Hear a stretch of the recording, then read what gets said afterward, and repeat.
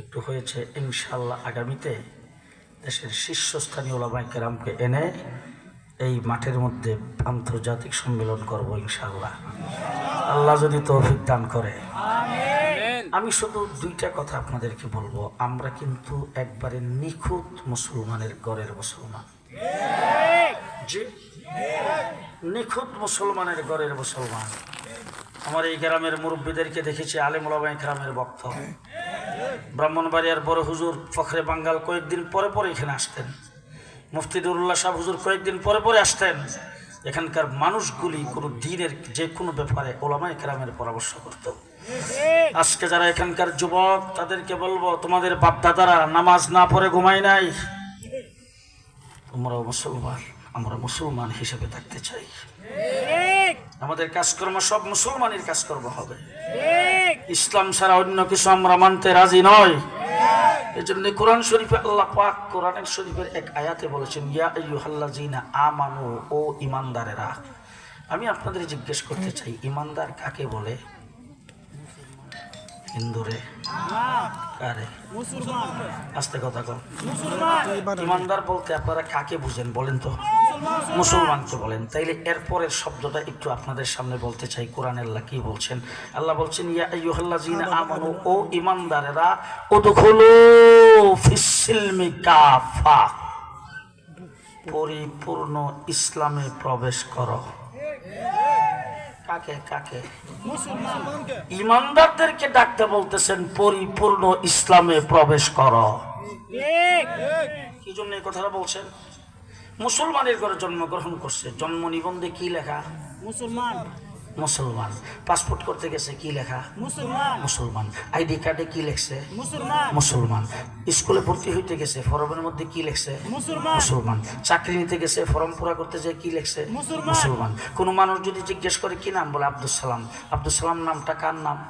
মুসলমান। এবারে তোমার বাপের নাম কি? বলে আব্দুর রহিম। আব্দুর রহিম বাপের ঘরে জন্ম হয়েছে, কি পরিচয়টা কি হইল? মুসলমান। এরপর যদি কেউ জিজ্ঞেস করে, এবারে তোমার দাড়ি নাই, টুপি নাই, কিছু নাই, তুমি কি মুসলমান না হিন্দু?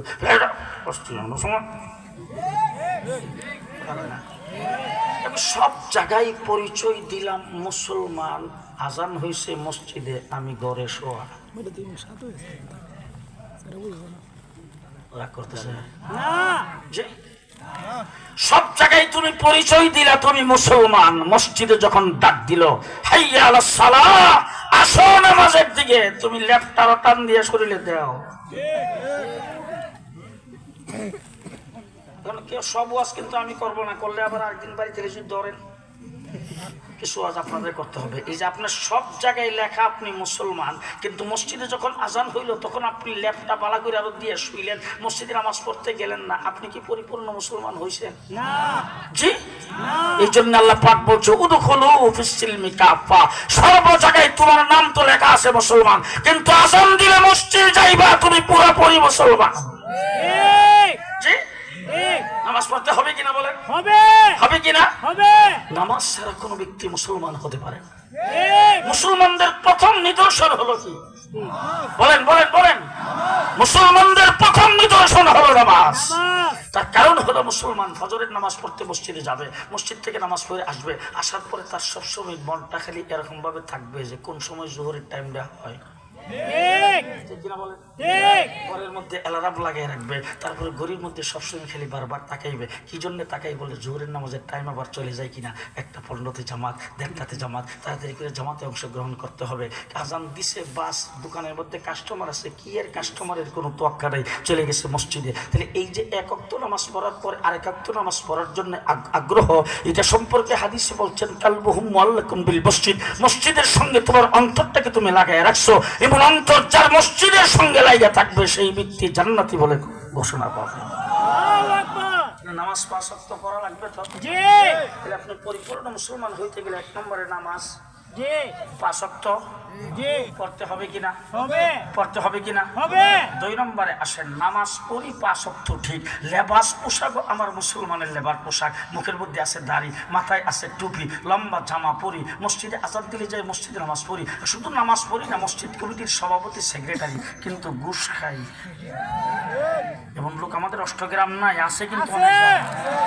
জি, তাইলে এই ব্যক্তি ঘুষ খায়, ঘুষটা কি হালাল না হারাম? সুদ খায়, সুদটা কি হালাল না হারাম? ও আমার ভাইরা, আল্লাহ তাবারক ওয়া তাআলা সুদকে হারাম ঘোষণা করেছেন, কিয়ামত পর্যন্ত হারাম থাকবে। তাহলে তুমি হারামের মধ্যে লিপ্ত, আবার তোমার নামে মুসলমান, তোমার দেখতে মুসলমান, তুমি তো পুরোপুরি মুসলমান হও নাই। ঠিক কিনা বলেন? পরিপূর্ণ মুসলমান। যেই ব্যক্তি মুসলমান হবে সেই ব্যক্তি জান্নাতি। খুব ভালো করে মনে রাখবেন, সার্টিফিকেট মনে রাখতে হবে। সার্টিফিকেট হলো মুসলমান ছাড়া কোনো ব্যক্তি জান্নাতে মুসলমান ছাড়া কোনো ব্যক্তি জান্নাতে যাবে যাবে না। কোন হিন্দু, বৌদ্ধ, খ্রিস্টান, নাস্তিক, মুরতাদ যেই ব্যক্তি মুসলমান হয় নাই, এই ব্যক্তি যদি মসজিদ বানায় দেয়, মাদ্রাসা বানায় দেয়, ভালো কাজ করতে করতে যদি সারা পৃথিবী ভরায় ফেলে, জান্নাতের গন্ধ পাবে না। তবে আমার নবী মুহাম্মদুর রাসূলুল্লাহ সাল্লাল্লাহু আলাইহি ওয়াসাল্লামের, আমার রাসূলকে আমরা মহব্বত করি না, ভালোবাসি না? কদ্দুর কদ্দুর ভালোবাসি, কতটুকু? অনেক। নিজের জানের চাইতে বেশি নবীকে ভালো না বাসলে সেই ব্যক্তি ইমানদার হতে পারে না। রাসূলুল্লাহ সাল্লাল্লাহু আলাইহি ওয়াসাল্লাম বলেছেন, আমাকে কতটুকু ভালোবাসবা? বলে, লা ইউমিনু আহাদুকুম, তুমি কখনো ইমানদার হতে পারবা না হাত্তা আকুনা আহাব্বা ইলাইহি মিন ওয়ালিদিহি ওয়া ওয়ালাদিহি ওয়ান নাসি আজমাইন। তোমার তামাম পৃথিবীর সমস্ত আত্মীয় স্বজন, ভাই ব্রাদার, মা বাপ, বিবি বাচ্চা, মাল সম্পদ, এমনকি তোমার নিজের জানের চাইতে বেশি যদি আমাকে ভালো না বাসো, তুমি মুসলমান। মুহাম্মদুর রাসূলুল্লাহ সাল্লাল্লাহু আলাইহি ওয়াসাল্লামকে সবাই ভালোবাসি না? এবার আমি আপনাদের জিজ্ঞেস করতে চাই, হুজুরের এক গ্লাস পানি কোনোদিন খাওয়াইছেন? গোসল করাইছিলেন বোধহয়? মাথায় হাত দিয়ে আদর করছেন? আমার রাসূল আঙ্গুল ধরে কোনোদিন হাঁটাইছেন? হুজুরের সাথে কোনোদিন হাঁটছেন? 1400 বছর পরে জন্ম হয়েছেন, হুজুরে দেখছেন তো না? তাহলে আমার রাসূল সাল্লাল্লাহু আলাইহি সাল্লামের আপন চাচা বাপের ভাই নাম আবু তালেব। রাসূলুল্লাহ সাল্লাল্লাহু আলাইহি ওয়াসাল্লামকে লালন পালন করছে হুজুরের জন্মের থেকে নিয়ে রাসূলের বয়স যখন 40 পার হয়ে 45 তখন পর্যন্ত। রাসূল সাল্লাল্লাহু আলাইহি ওয়াসাল্লামকে লালন পালন করছে, কাছের থেকে দেখছে, হুজুরে কোলে নিছে, চুমু খাইছে। ও বাবা, এমন কোনো কাম নাই যেটা করে নাই। শুধু তাই না, রাসূল সাল্লাল্লাহু আলাইহি ওয়াসাল্লামকে যখন একটু বড় হয়েছে, হুজুর আকরাম সাল্লাল্লাহু আলাইহি ওয়াসাল্লামকে একটু ডাক দিয়ে বলতেছে, ও ভাতিজা, আমি কিন্তু তোমার সম্পর্কে অনেক কিছু জানি। যে ভাতিজা, এটা কথা কি কি জানেন? বলে, আরে আশ্চর্য আশ্চর্য ঘটনা তোমার সম্পর্কে জানি আমি। বলে, কেমনে জানেন চাচা? বলে, কিছু তো তোমার মার কাছ থেকে শুনছি, আর কিছু আমি নিজে দেখছি। বলে, কি শুনছেন আর কি দেখছেন? বলে, তুমি যেদিন জন্মগ্রহণ করছিলা, তোমার মার ঘরের কুফির মধ্যে তেল নাই। মার ঘরের কুফির কি নাই? তেল নাই। তেল নাই কারণে বিডি লাইট ধরাইতেছে, বুঝছেন না? কুফিটা জ্বালাইতেছে না আর কি। যে ঘরটা কুফি যখন জ্বালাইছে না, ঘরটা কি অন্ধকার না বর্ষা?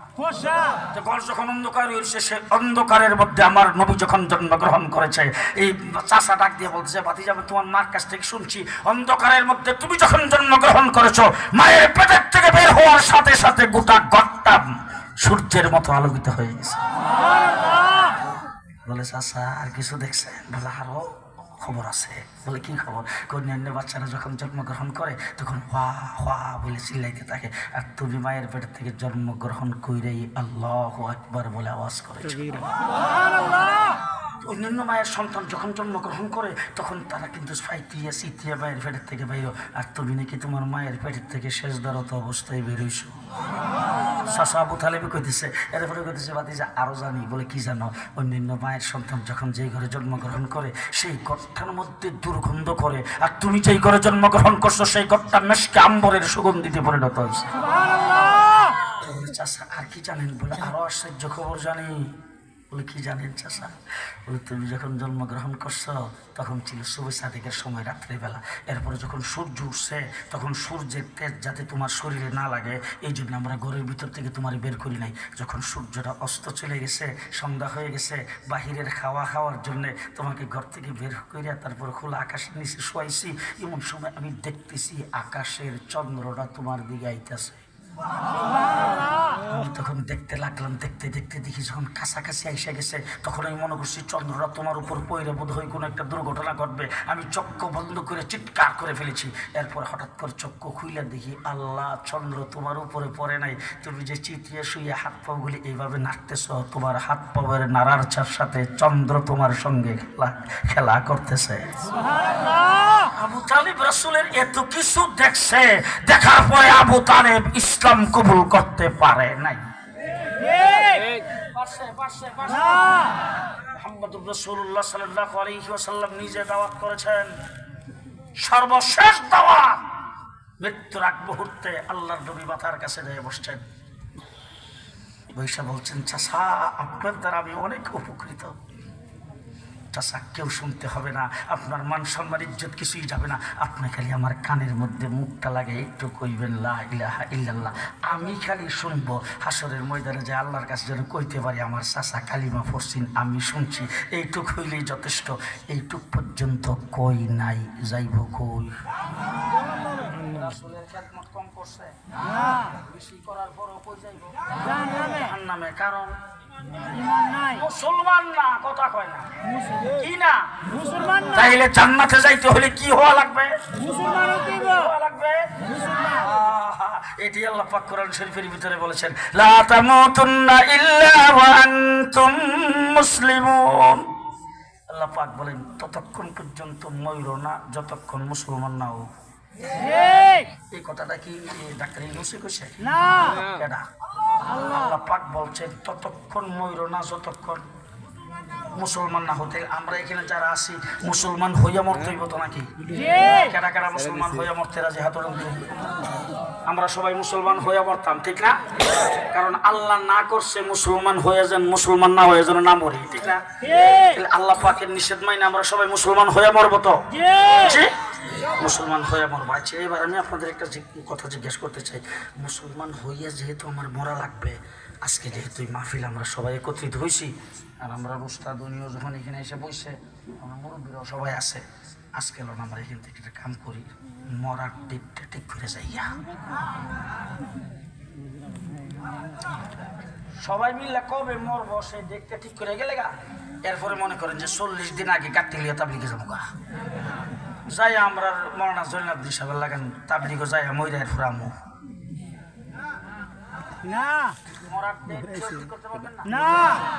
মৃত্যু কবে হইতে পারে বলেন না? আজকে রাত্রে হওয়ার সম্ভাবনা নাই, আগামীকাল, এক সপ্তাহ পরে, যে কোনো মুহূর্তে আজরাইল আমার সামনে আসতে পারে, আমার মৃত্যু হইতে পারে। তাইলে আমি আপনাদেরকে 2 নম্বর প্রশ্নটা করতে চাই, মুসলমান কবে হইবেন এটাও ঠিক করে নিলে ভালো হয়।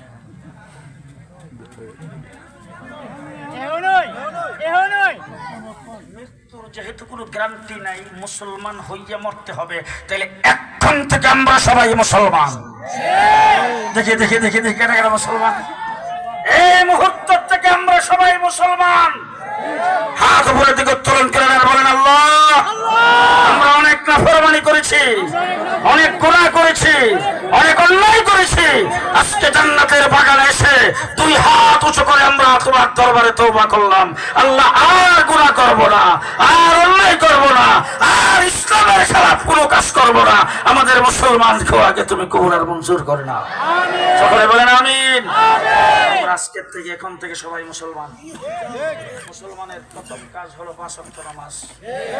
মুসলমানের প্রথম কাম 5 ওয়াক্ত নামাজ। মুসলমানের প্রথম কাম 5 ওয়াক্ত নামাজ। 5 ওয়াক্ত নামাজ। এই 5 ওয়াক্ত নামাজ আজকে যে সামনে একটা ওয়াক্ত নামাজের রক্ত হইতেছে, এটা কি রক্ত? ফজরের রক্ত। আচ্ছা, আজকে আমরা এখন থেকে কিন্তু মুসলমান, মুসলমান হিসেবে সামনে যে রক্তটা হইতেছে সবাই মসজিদে সবাই মসজিদে জামাতের সাথে ফজর নামাজ পড়বো তো ইনশাআল্লাহ। এবার আমি একটা মন্ত্র শিখাই দিতে চাই, যার ঘরে মায়া লোক আছে, মা আছে, বউ আছে, এই অন্যান্য যারা আছে আর কি, তাদেরকে, মহিলারা যারা শুনতেছেন ভালো করে শুনেন। এটা কিন্তু মন্ত্রটা আমার না, আমার আবার দুশ্চিন্তা বল মুন্সির ফুটি এটা কি করলো, এটা করি না কিন্তু আমার রাসূল সাল্লাল্লাহু আলাইহি সাল্লাম কইছেন, কোনো মহিলারা যারা ঘরে থাকে, কোনো পুরুষ যদি ফজরের নামাজের সময় পড়তে গড়িমসি করে, আল্লাহ নবী মহিলাদের ডাক দিয়ে কয়, তোমরা তাদের মুখের মধ্যে পানি ঢেলে দাও। এই মা বোনেরা শুনছে তো পর্দার আলো থেকে? এবার মা বোনদের কথা হইল, যদি এরা ফজরের নামাজের সময় যদি না উঠে, আপনার ছেলে হোক, আপনার স্বামী হোক, আপনার ভাই হোক, মুখের মধ্যে পানি ঢেলে দিবেন, ফজরের আগে উঠতে মসজিদে যাইতো। মায়া লোকদেরও কইলাম, এখন আপনারা যারা আমার কাছ থেকে শুনছেন, মায়া লোকটা যারা শুনছেন, না শুনছে, বুঝুক আর না বুঝুক, আপনারা যাই মায়া লোকদেরও দাওয়াতটা দিবেন তো, ফজরের নামাজ পড়বেন ইনশাআল্লাহ, দিবেন তো? এবার শুনলাম 2 নম্বরটাও রাসূলের কথা বলি। রাসূল সাল্লাল্লাহু আলাইহি সাল্লাম বলছেন, তোমার বেগম, তোমার মা, তোমার বোন এরাও যদি নামাজ পড়তে উঠতে গড়িমসি করে, তুমিও এরার মুখে পানি ঢেলে দিও। সমান সমান ইনশাআল্লাহ পানি মুখে ঢাইলা হইল, নামাজ পড়াই দিব, কে ফজরের নামাজ পড়তে দিব, পড়বো ইনশাআল্লাহ। ইনশাআল্লাহ ইনশাআল্লাহ পড়বো তো, ইনশাআল্লাহ। আল্লাহ কবুল করুক। আমিন। সবাই বলি আমিন, আমিন। সবাই বলি আমিন, সবাই বলি আমিন। 2 নম্বর কথা আপনাদের সামনে বলে যাচ্ছি, সারা বাংলাদেশ কই আজকের ওই যে এখানে মেশিন ফিট করে রাখছে, এটা আবার যখন কাল করতে বাজাইব, তখন তুমি দেখলা কারবারটা নিজের গ্রামে যায় কই নেই রে, অন্য কইছে। 54 বৎসরের বাংলাদেশ, দেশ স্বাধীনের পরে সর্বপ্রথম হলো সোনার বাংলা। 74-এর দুর্ভিক্ষ দেখছি, কইতাম না সব কথা। এরপরে আসলো সবুজ বাংলা, তারপরে নতুন বাংলা। গত 17 বছরের রেডি প্রধানমন্ত্রী দেখাইছেন আধুনিক Bangla, modern Bangla, digital Bangla, smart Bangladesh. 17 বছর পর্যন্ত 2 বছর জেলে থেকে, 1.5 মাস রিমান্ডে থেকে, আমার মা বাবাকে আগুন দিয়ে পড়ার জন্য আগুন জ্বালায় আমার ঘরে নির্যাতন বুক করে পেছনের দরজা দিয়ে সরকারকে লাঠি ডান্ডা মেরে ভাগাই দিয়েছি। প্রধানমন্ত্রী সহ পেশিস সরকার ক্ষমতায় থাকতে পারে নাই। 1 নম্বর কথা আপনাদের খাতে থাকবে, পরাজিত শক্তি যেন আবার ইন করতে না পারে, গর্তের ভিতরে ঢুকছে সেখান থেকে যেন উঠতে না পারে, আমরা সবাই চৌকান্না থাকবো। শেষ কথা আপনাদের সামনে বলে যাচ্ছি, সকল বাংলা দেখলাম, স্মার্ট বাংলাও দেখলাম, দেশের মানুষ শান্তি পাই নাই। আজকে এই বাংলাকে ইসলাম বাংলা হিসেবে দেখতে চাই। যারা আওয়াজ করে বলে আমরা ইসলাম বাংলা হিসেবে দেখতে চাই, হাত তুলে দেখেন। বাংলাদেশের সামনে নির্বাচন হবে, ইলেকশন হবে, যে কোনো ইলেকশনের মাধ্যমে বাংলাদেশে আমরা ইসলাম বাংলা হিসেবে দেখতে চাই, দেশটাকে মুসলমানের দেশ হিসেবে দেখতে চাই। রাজি আছেন তো সবাই? রাজি আছেন তো সবাই? খুবই খুবই খুবই ষড়যন্ত্র শুরু হয়েছে। মোদির কোলে বসে শেখ হাসিনা ষড়যন্ত্র করছেন বাংলাদেশ সম্পর্কে। ভারতের দিকে তাকায় দেখেন, বর্ডারে হিন্দুরা আইসা আমার বাংলাদেশের বর্ডারের কাছে স্লোগান দিচ্ছে, বাংলাদেশে নাকি হিন্দুদের উপর নির্যাতন হচ্ছে। বাংলাদেশের হিন্দুদের উপর নির্যাতন দূরের কথা, জামাই আদরে তারা আমাদের দেশে আছে।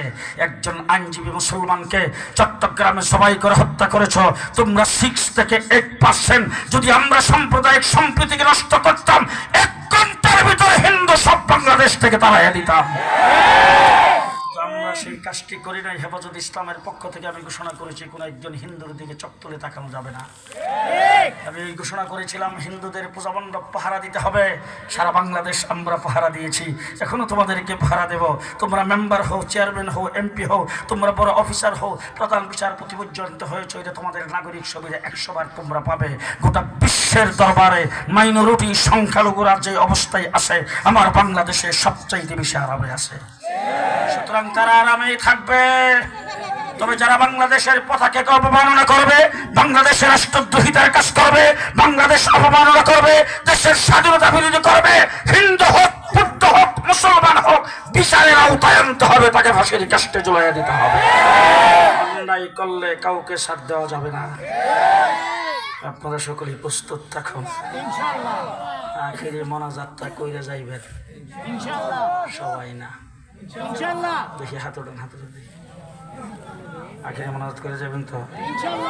হুজুর ওয়াজ করবো, হুজুর আসে দোয়া করবো, দোয়া করে যাইবেন। আমি আপনাদের কাছে দোয়া করবো। হ্যাঁ হ্যাঁ হ্যাঁ হ্যাঁ, এই যে মৌলানা মৌলানা আলামিন হুসাইন সাহেব দাওয়াতি মেহমান আপনাদের। এই মাহফিল তো প্রত্যেকদিনই হয় নাকি?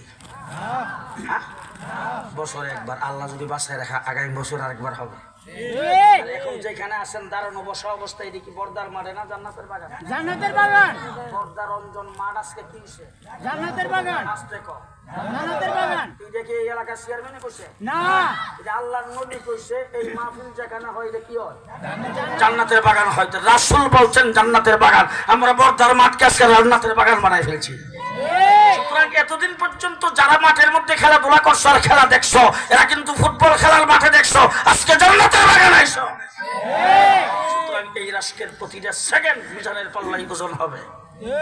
যতক্ষণ থাকবেন লাভ না ক্ষতি, লাভ মেহেরবানি করে থাকবেন। লাভ। আমার আব্বা কিন্তু আপনাদের মাঝে ছিল একজন মুরব্বী হিসাবে। সকলে আমার আব্বাকে শ্রদ্ধা করতেন। আমার আব্বা দুনিয়ার থেকে চলে গেছে, আমার মাথার উপর থেকে ছায়াটা সরে গেছে। আমি যখন আসতাম তখন আব্বাকে এসে দেখতাম, আব্বা যেটা করতেন। আমি একদিন মনে আছে, গভীর রাত্রে 2টা-2:30টার সময় ঘর থেকে বের হয়ে চলে গেছি। আমি গাড়িতে উঠবো, দেখি আব্বা দরজার কাছে খাড়া। গাড়ি থেকে নামছি না, আমি আব্বার ধরে আবার ঘরে নিয়ে গেছি। আমি আবার যে ফিরে গাড়িতে উঠতেছি, দরজা লাগে বসার মধ্যে দেখি আব্বা পেছনে খাড়া। 3বার গেছে আমার গাড়িতে উঠাইতে। আমার আব্বা জীবনে কোনোদিন আমাকে আব্বা ছাড়া ডাকে নাই। আব্বা তো দুনিয়ার থেকে চলে গেছে। মুরব্বীদের সকলের কাছে দোয়া চাই, আপনারা আমার আব্বার জন্য দোয়া করবেন। আল্লাহ যেন আমার আব্বাকে জান্নাতের আলা মুকাম দান করে। আমার কোনো গুনাহ কথার কারণে যেন আমার আব্বাকে আল্লাহ না আটকায়। আমার আম্মা সাহেবে ফরাশ বিছানায় পড়া, আমার আম্মার জন্য দোয়া করবেন। আল্লাহ যেন এই নিয়ামত আমার জন্য আরও লম্বা করে দেন। দীর্ঘ হায়াত যেন আল্লাহ পাক দান করেন, সুস্থতা যেন দান করেন। আমি আপনাদেরকে আসলে ডিস্টার্ব করেছি, আপনারা আমাকে ক্ষমা করবেন। ব্যস্ততার কারণে সময় দিতে পারলাম না। আমার বাতিজারা যারা আজকের মাহফিলের ইন্তজাম করেছে, আমি সবসময় তোমাদের পাশে আছি। ইনশাআল্লাহ আবার দেখা হবে। আখিরু দাওয়ানা আলহামদুলিল্লাহি রাব্বিল আলামিন। আসসালামু আলাইকুম ওয়া রাহমাতুল্লাহি ওয়া বারাকাতুহু।